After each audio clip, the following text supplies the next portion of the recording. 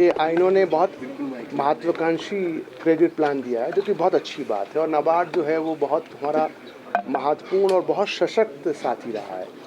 तो लेकिन ये प्रायोरिटी सेक्टर की बात है, एग्रीकल्चर की बात है, तो इसके बाद भी बहुत सा क्रेडिट फ्लो है जो कि इन डाटाज में ऑब्वियसली नहीं है। तो उन दोनों को भी अगर हम मिला लें तो संख्या अच्छी होती है।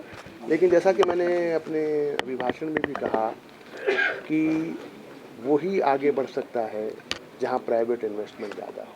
पब्लिक इन्वेस्टमेंट, कोई देश से पब्लिक इन्वेस्टमेंट के बल पे नहीं चल सकता। पब्लिक इन्वेस्टमेंट का मतलब गवर्नमेंट स्पेंडिंग। सर प्रस्ताव तो मैंने नहीं देखा है, क्योंकि मैंने अभी आपके सामने इसका विमोचन किया, तो पढ़ने का मुझे अवसर नहीं मिला। लेकिन जैसा मैंने पहले भी आपसे कहा कि हर वो कदम उठाना चाहिए जिससे प्रदेश में प्राइवेट इन्वेस्टमेंट बढ़े। अगर इसका उसमें कुछ सहयोग हो सकता है तो सरकार को उस पर भी विचार करना चाहिए। अगर हिमाचल को प्राइवेट सेक्टर में आगे किया जाए तो क्या जो कर्ज है यहाँ इन्वेस्टमेंट अगर आएगी तो उसमें सहायता मिल सकती? नहीं, क्यों नहीं मिलेगी भाई? ऐसा है ना कि प्राइवेट इन्वेस्टमेंट आएगा तो जीएसटी से धन आएगा कि नहीं आएगा ना। तो सरकार के अपने सोर्सेज बढ़ेंगे। कर्ज इस अलग इशू है। कर्ज कोई ऐसा नहीं होगा कोई यहाँ फैक्ट्री लग जाएगी तो हमारा कर्ज कम हो जाएगा, लेकिन हमारे रिसोर्सेज बढ़ जाएंगे। तो इसलिए मतलब कहने का अर्थ ये, मैं फैक्ट्री के लिए बात नहीं करता, मैं ये नहीं कह रहा हूँ कि फैक्ट्री लगा दो। मैं ये कह रहा हूँ कि private investment can be in many manners. Data centre भी हो सकता है, होम स्टे भी हो सकता है, 7 स्टार होटल भी हो सकता है, हाइड्रो प्रोजेक्ट भी हो सकता है। फैक्ट्री हिमाचल में सब जगह तो फैक्ट्री लग नहीं सकती।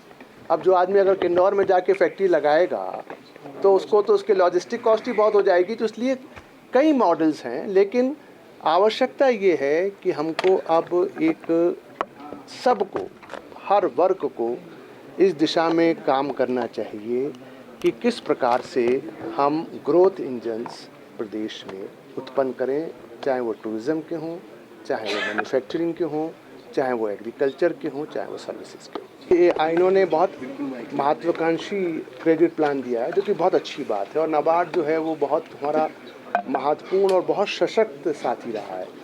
तो लेकिन ये प्रायोरिटी सेक्टर की बात है, एग्रीकल्चर की बात है, तो इसके बाद भी बहुत सा क्रेडिट फ्लो है जो कि इन डाटाज में ऑब्वियसली नहीं है।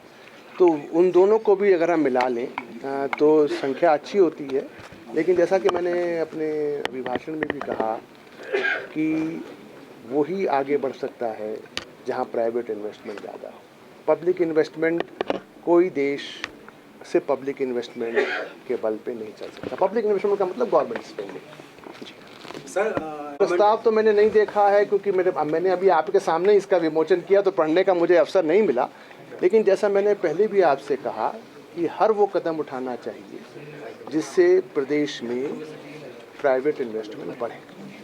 अगर इसका उसमें कुछ सहयोग हो सकता है तो सरकार को उस पर भी विचार करना चाहिए। अगर हिमाचल को प्राइवेट सेक्टर में आगे किया जाए तो क्या जो कर्ज है यहाँ इन्वेस्टमेंट अगर आएगी तो उसमें सहायता मिल सकती? नहीं, क्यों नहीं मिलेगी भाई? ऐसा है ना कि प्राइवेट इन्वेस्टमेंट आएगा तो जीएसटी से धन आएगा कि नहीं आएगा ना।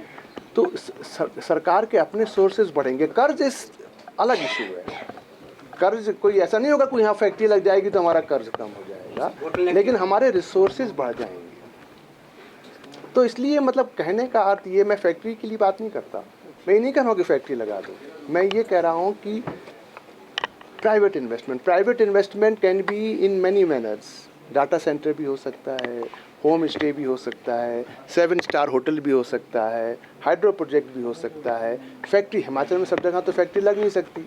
अब जो आदमी अगर किन्नौर में जाके फैक्ट्री लगाएगा तो उसको तो उसके लॉजिस्टिक कॉस्ट ही बहुत हो जाएगी। तो इसलिए कई मॉडल्स हैं, लेकिन आवश्यकता ये है कि हमको अब एक सबको, हर वर्ग को इस दिशा में काम करना चाहिए कि किस प्रकार से हम ग्रोथ इंजन्स प्रदेश में उत्पन्न करें, चाहे वो टूरिज़्म के हों, चाहे वो मैन्युफैक्चरिंग के हों, चाहे वो एग्रीकल्चर के हों, चाहे वो सर्विसेज के हों।